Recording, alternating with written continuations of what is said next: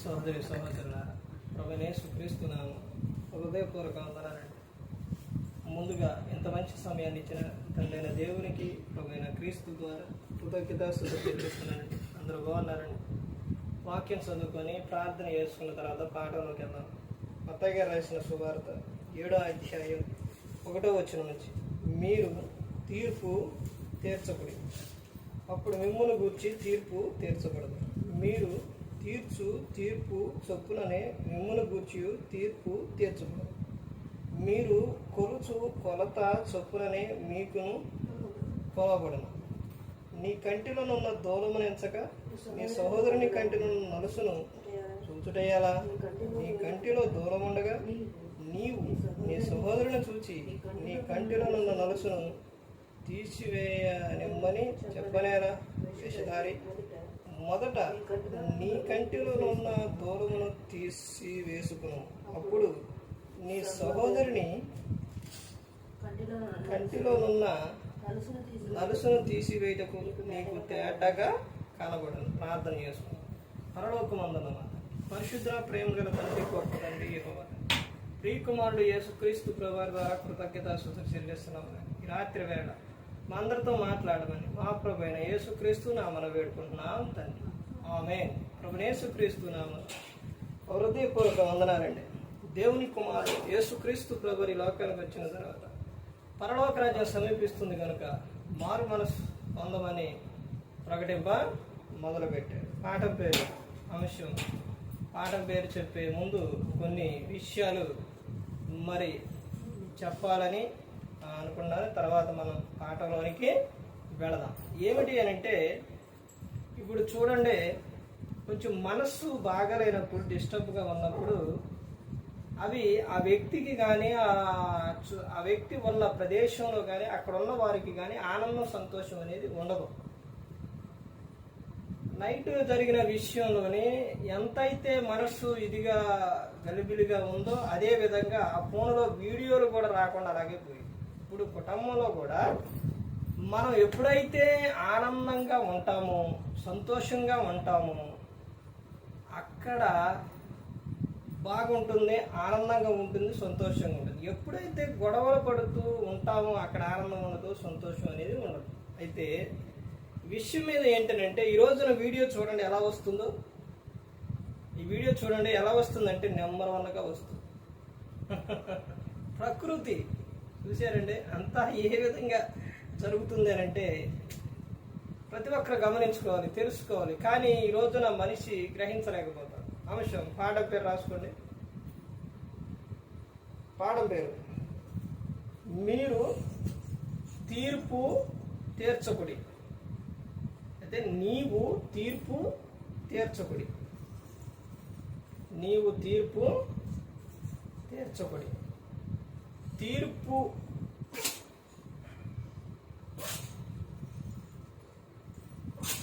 అనేది,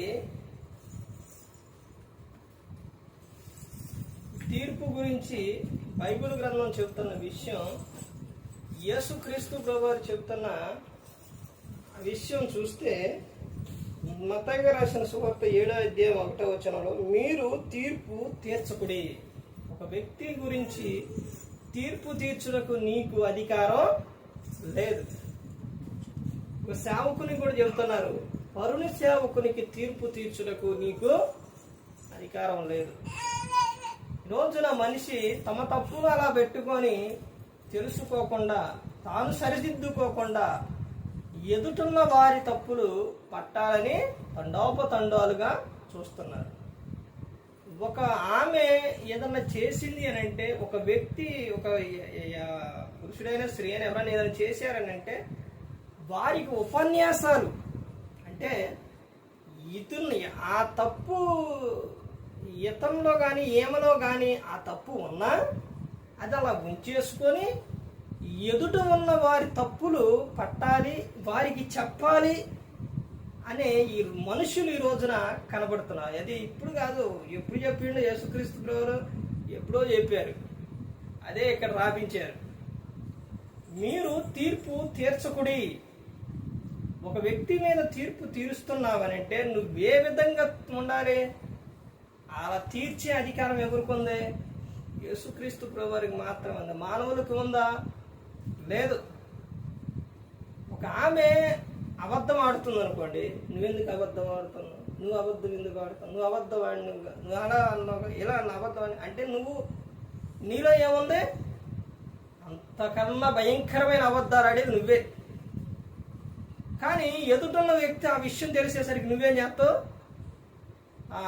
నువ్వు పరిశుద్ధంగా ఉంటూ ఎదుటున్న వారికి చెబితే బాగుండేది.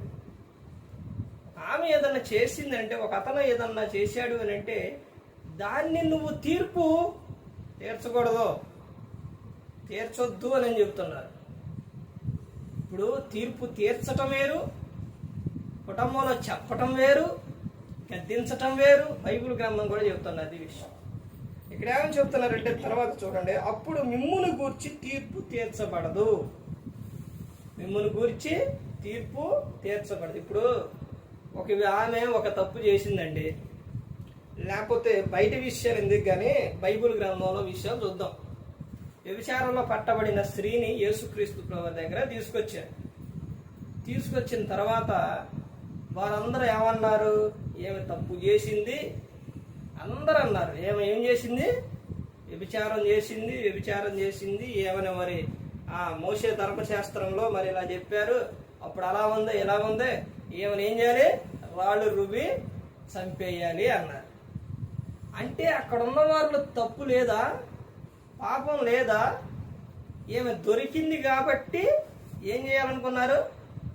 అంటే దొరకకుండా లేకపోతే తప్పు రహస్యంగా చేసేవారు లేరా? అంతరంద్రయామి జ్ఞాని ఎవరో? యేసుక్రీస్తు ప్రభువు. ఆయనకు తెలియదా? అంటే ఏమి కనబడ్డది కాబట్టి తీసుకొచ్చి కొట్టాలని సంపాదనుకున్నారు. ఇప్పుడు మీలో తప్పు చేసిన వారు లేరా? అయితే రాయి వెయ్యండి అన్నారు యేసుక్రీస్తు ప్రభువు. మీలో పాపం లేనివాడు, తప్పు లేనివాడు, ఆయన మీద రాయి కొట్టండి అన్నారు. ఎవరైనా ఉన్నారా? పిల్లల కానించి పెద్దల వరకు మొత్తం వెళ్ళిపోయారు. ప్రతి ఒక్కరిలో ఉంది. కానీ ఆమె దొరికేసరికి ఏం చేస్తున్నారు? కొట్టాలి. ఏమో తప్పు చేసింది. మరి వాళ్ళు చేయలేదా? అదే దేవుడు చెప్తున్నాడు. ఇప్పుడు ఆమె గాన ఎవరైనా ఏదన్నా చేసి దేవుని ఎదుట పశ్చాత్తాపడి తప్పు ఒప్పుకుంటే దేవుడు క్షమిస్తారు. మరి నువ్వు క్షమిస్తున్నావా? నువ్వు క్షమించకపోతే నీ పరిస్థితి ఏంటి? ఒకసారి ఆలోచించు. దేవుడే క్షమిస్తుండవు, మరి నువ్వేం చేస్తావు? అలా చేసాను, ఇలా చేసాను, అట్ట చేసాను, ఎట్ట చేసాను, లేకపోతే ఇంకా ఎందుకు చేసాను, నువ్వు అప్పుడు చేసాను, ఇప్పుడు చేసాను, ఏంటి ఇవన్నీ? దేవుడు అలా అంటున్నాడా? దేవుడు ఎక్కడన్నా ఉన్నాడా? దావీదు గారు తప్పు చేసిన తర్వాత ఆయన పశ్చాత్తాపడ్డాడు, మరలా దాన్ని రిపీట్ చేసిండ దేవుడు? చేయలా. ఇప్పుడు చెప్పటం వేరు, తీర్పు తీర్చటం వేరు, గద్దించటం వేరు, మందలించటం వేరు, హెచ్చరించటం వేరు. ఇవన్నీ రకరకాలుగా ఉంటాయి, ఇవన్నీ వేరువేరుగా ఉంటాయి. అది మనం గమనించుకోవాలి. ఇప్పుడు నువ్వు ఒకవేళ తన వెంక చూపిస్తున్నావంటే ఇక్కడ నువ్వు గమనించుండే. ఇప్పుడు 5 ఏళ్ళు ఉన్నాయండి. ఒకవేళ ఆమె వెంక చూపిస్తున్నా, అతని వెంక చూపిస్తున్నావు, మిగతా 3 ఏళ్ళు ఎవరు చూపిస్తున్నాయి? నీ వెంక తిప్పి నీకే చూపిస్తాను. ఇప్పుడు ఒకవేళ పైన ఎటు చూపిస్తుంది? పైకి చూపిస్తుంది. అంటే పైనుంచి ఎవరు చూస్తున్నారు? దేవుడు చూస్తున్నాడు. నాయన ఇదిగో ఆ లెక్క నువ్వు 1 ఏళ్ళు చూపించి చెబుతున్నావు, ఇదిగో 3 ఏళ్ళు నీ లెక్కనే, ఇదిగో దేవుడు చూస్తుండో గుర్తు పెట్టుకోవాలని పైన బొటన వేలు చెబుతుంది. చూపుడు వేలేమో నువ్వు చేసావంటుంది, మిగతా 3 ఏళ్ళేమో నీ వెంక చూపిస్తాను. చూసారండి? గమనించుకోవాలి. ప్రతి ఒక్కరు తెలుసుకోవాలి. ముందు నీ తప్పు నప్పుకో. దాన్ని యేసుక్రీస్తు ప్రభువు చెప్తున్నారు. చూడండి ఇంకా కిందకు వస్తే, మీరు తీర్పు చొప్పున మిమ్మును గూర్చి తీర్పు తీర్చకూడదు. ఏం చేస్తాను? ఆమె విచారం చేసింది, తప్పు చేసింది, దొంగతనం చేసింది, ఇంకేదన్నా చేసిందని తీర్పు తీరుస్తున్నావు. ఇప్పుడు నువ్వు కూడా అదే చేస్తే నిన్ను గురించి కూడా ఏమైతే నువ్వేదైతే తీర్పు తీరుతున్నావు ఆ తీర్పు నీకే వర్తించింది. నువ్వేవా, నువ్వు దొరకవా? అదే చెబుతున్నారు చూడండి, అక్కడ ఏం చెబుతున్నారు చూడండి. మీరు కొలుచు కొలత చొప్పుననే మీకును కొలవబడును. ఇప్పుడు పూర్వం ఇలా ఇచ్చేవాళ్ళండి, సోళ్ళ మానికలు ఉండేవి కదా. ఇప్పుడు అవి ఎలా ఇచ్చేవాళ్ళు? చెయ్యి పెట్టి పైన నిండుగా కొలత కొలిచేవారు, ఇచ్చేవారు. మానిక, సోల, గిద్దె ఇవన్నీ ఉండేవి. మరలా వాడు ఇచ్చినప్పుడు ఎలా ఇచ్చేవాడు? అట్నే నిండుగా ఇచ్చేవారు. ఇప్పుడు నువ్వే కొలతతో అయితే కొలుతూ అదే కొలతతో కొలవబడు. నువ్వేదైతే ఇప్పుడు తీరుతున్నావో మరలా నీకు అదే తీర్చబడును అని చెబుతూ తర్వాత ఏమని చెప్తున్నారు?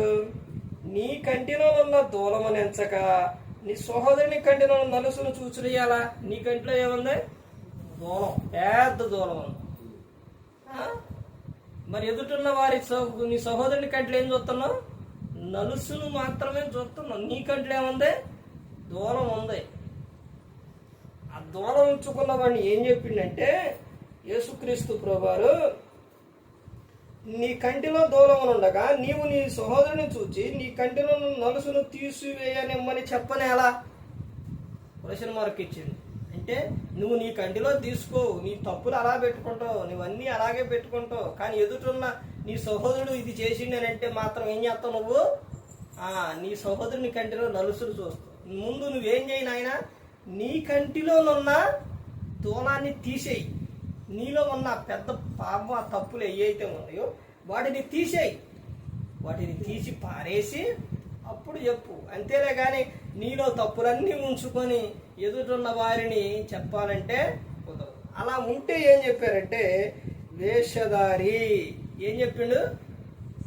వేషధారి అని చెప్పిండు. ఎక్కువ యేసుక్రీస్తు ప్రభువారు శాస్త్రులు పరిచయులల్లా వేషధారులైన శాస్త్రులారా, పరిచయులారా, ఎక్కడ ఏమని చెప్పిండు? వేషధారి. పారంపర్య ఆచార నిమిత్తం పారంపర్య ఆచారాలు చేసేవాళ్ళని, వినని వాళ్ళని, వాక్యం వినని వాళ్ళని, నిరర్థకం చేసేవాళ్ళని అందరిని ఏమని చెప్పిండు? వేషధారులారా. ఇక్కడ ఏమని చెప్తుండంటే వేషధారి మొదట నీ కంటిలోనున్న దూలమును తీసి వేసుకును, అప్పుడు నీ సహోదరుని ఇక్కడ తర్వాత ఏమని చెప్తున్నారంటే నీ సహోదరుని కంటిలో ఉన్న నలుసును తీసివేయటకు నీకు తేటగా కనబడను. ముందు నీ కంటిలో ఉన్న దూలాన్ని తీసివేయి, అప్పుడు నీ సహోదరుని కంటిలో ఉన్న ఆ నలుసును తీసివేయటకు నీకేమవుతుంది? తేటగా కనబడుతుంది. అంటే ఇప్పుడు ఏం చెప్తున్నారంటే తీర్పు తీర్చకుడి అని చెప్తున్నారు. ఇప్పుడు తీర్పు తీరిస్తే నిన్ను బట్టి కూడా ఏమైంది? తీర్పు తీర్చబడింది. అందుకని ప్రతి ఒక్కరు గమనించుకోవాలి. భూలోకంలో నీతిమంతుడు అన్నవారు ఎవ్వరూ లేరు, ఏ ఒక్కరూ లేరు. అందరూ ఏదో ఒక లోపం, ఏదో ఒక తప్పులో పడిపోతున్నవారు. అందుకని ఎవరో పరిశుద్ధుడంటే యేసుక్రీస్తు ప్రభువారే. నువ్వు కూడా ఉండాలంటే, పరిశుద్ధంగా ఉండాలంటే, నువ్వు పరిశుద్ధుడు కావాలంటే, నువ్వు నీతిమంతుడు కావాలేనంటే క్రీస్తుని పోలి నడుచుకోవాలి. ఆయన్ని నువ్వు అంగీకరించాలి. అర్థమవుతుందండి? ఏమంటే దేవుడే ఎక్కడా కూడా ముందు చెప్పకుండా శిక్షించడు. కానీ మనిషి ఏం చేస్తుందంటే ఎవరైనా ఏదో చేయటంతోనే వెంటనే శిక్ష అనేది ఇస్తున్నారు. ప్రతి ఒక్కరు గమనించుకోండి, ప్రతి ఒక్కరు తెలుసుకోండి. తీర్పు తీర్చడం వేరు, మాట్లాడటం వేరు, చెప్పటం వేరు, గద్దించడం వేరు, హెచ్చరించడం వేరు. ఇవన్నీ కూడా ప్రతి ఒక్కరికి కూడా చాలా విధాలుగా ఉంది. కాబట్టి ప్రతి ఒక్కరూ కూడా ఏ ఒక్కరూ కూడా నశించి నరకానికి వెళ్ళిపోకూడదని యేసుక్రీస్తు ప్రభువారు ఈ లోకానికి వచ్చి మనందరి కోసం సిలువలో తన ప్రాణాన్ని పెట్టారు. అందుకని ప్రతి ఒక్కరు గమనించుకొని, ప్రతి ఒక్కరు తెలుసుకొని, దేవుని భయభక్తులు కలిగి పరిశుద్ధాత్మ మాట వింటూ హృదయ శుద్ధిని కాపాడుకుంటూ క్రీస్తుని పోలి నడుచుకున్నప్పుడు ఈ లోకం ఇచ్చినప్పుడు పరలోకానికి చేరుకుంటారు. మరి ఈ విధంగా నిలబెట్టి మాట్లాడించిన తండ్రి అయిన దేవునికి కృతజ్ఞతాస్తుతులు చెల్లిస్తూ ఇంతవరకు శ్రద్ధగా ఉన్న మీకు ప్రభు పేట నా హృదయపూర్వకంగా చెల్లిస్తూ ఈ మాట ముగిస్తున్న అందరికీ వందనాలు.